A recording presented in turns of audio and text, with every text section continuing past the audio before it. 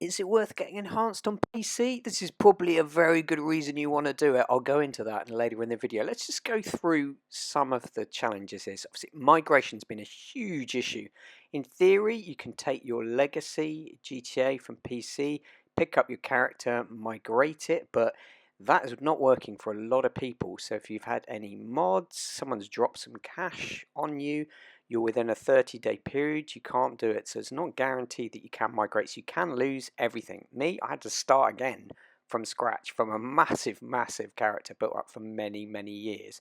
And there are pros and cons for that. It's actually been quite fun starting again, but that is definitely not for everyone and something you need to think about. But you can still keep playing Legacy. Bear that in mind. And you can actually have both versions, although they're massive storage. The other thing is starting from scratch, you can do with your 4 million career mode.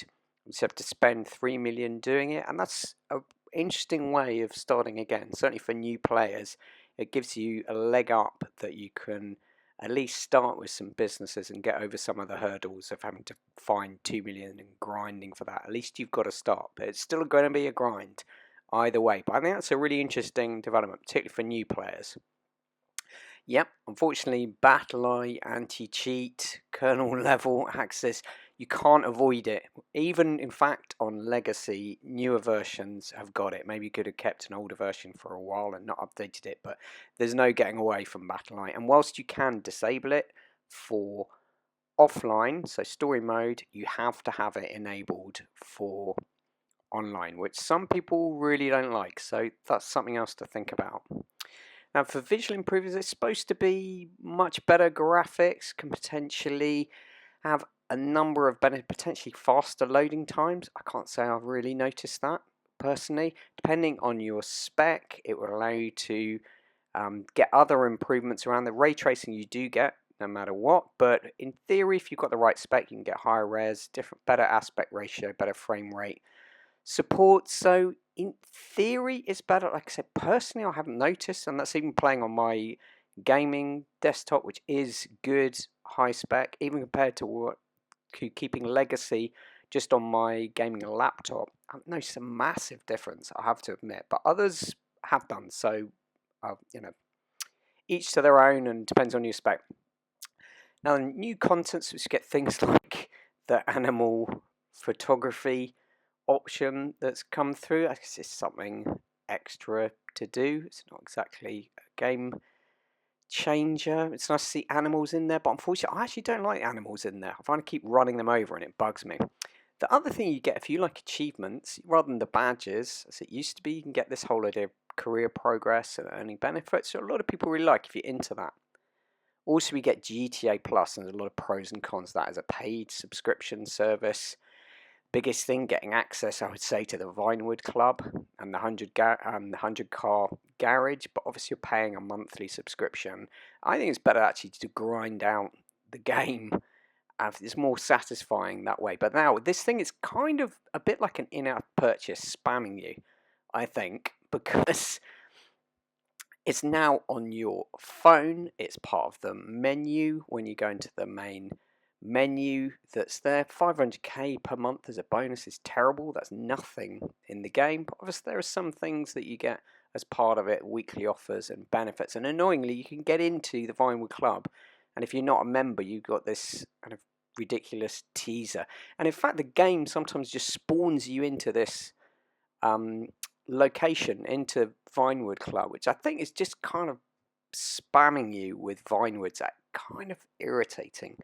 And then once you've got it, there's no getting away from it. You can't just disable this thing. It is there annoying you and reminding you, and you get alerts about it. Other thing is your friends have to migrate. Whilst they'll still be visible, if they're on Legacy and you're on Enhanced, they'll still be visible there. They just won't appear as friends, which is quite confusing. So I can still see that same set of friends there on Legacy and Enhanced, but they're only on one of them. Now, the other good thing is, if you're into your cars, getting access to the HAL upgrades, which is probably a big reason to be thinking about it. If you can get the fastest cars in the game with this. We've got access to HAL's mod shop. There's a whole bunch of vehicles that you can get associated with it. Some really, really fast ones, including the Banshee, GTS, which I've got, which is the fastest in the game, at least if you don't have, you know, like the Vigilante boost or something like that. But this thing is quick. And there are a whole bunch of extra house-specific mods. HWS upgrade is just an overall upgrade. Look at that. Did you see the light blue? It's now so fast. It goes over 1.9. So you can go through and a bunch on these options. There's a bunch of how specific upgrades. If you can just go through, yeah, HSW, brakes, for instance, on the turbo. There's a bunch of them. The engine, tune. There's a bunch of them you can do to really seriously upgrade your car, and it's going to cost a lot of money. It's going to cost a lot of money, let's face it.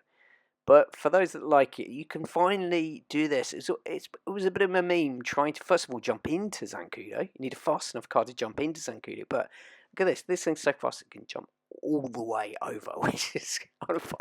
That was literally my first attempt. Absolutely flew across. That's how fast this car is. And also you get access to particular races with one of these vehicles enabled. Races, time trials, which are always good ways to earn new bonuses and test out your driving skills. Although this thing's so fast, cornering, hitting those corners right can be a bit of a challenge. So I have to admit I've failed the time trial the first couple of times. I kept just smashing into stuff and spinning off track at high speed. Other thing you may notice is all of that chat on the right hand side has gone, so you can still message people individually, but it's a really big change. Some people really don't like it. Personally, I'm a big fan. I found those messages just really annoying. You know, people calling you noobs or go cry. It's just, you know, it's for kids. There you go. But definitely, I have noticed there's still modders in the game, even with battle like this. It's one of my first sessions. Still getting some modders in there, ruining my VIP.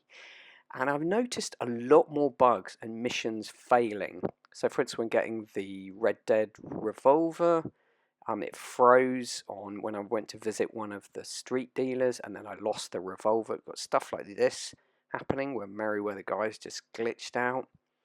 I've also lost some of my cargo where it just froze. I'm noticing a few bugs. Hopefully that will improve, and obviously there are bugs in Legacy.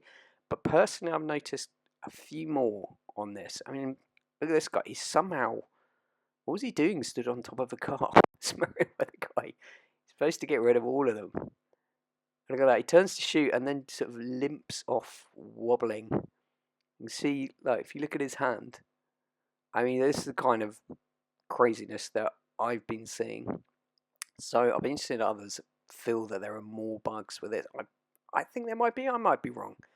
I don't know, but yeah, there's still modders, but it's definitely not as bad. I will say that for this upgrade. Is it worth it?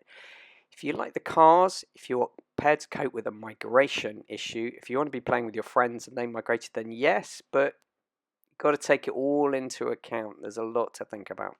I find GTA Plus really annoying and intrusive. Apart from that, I think it's just about worth it. So give it a try. Let me know what you think in the comments. All right, take care.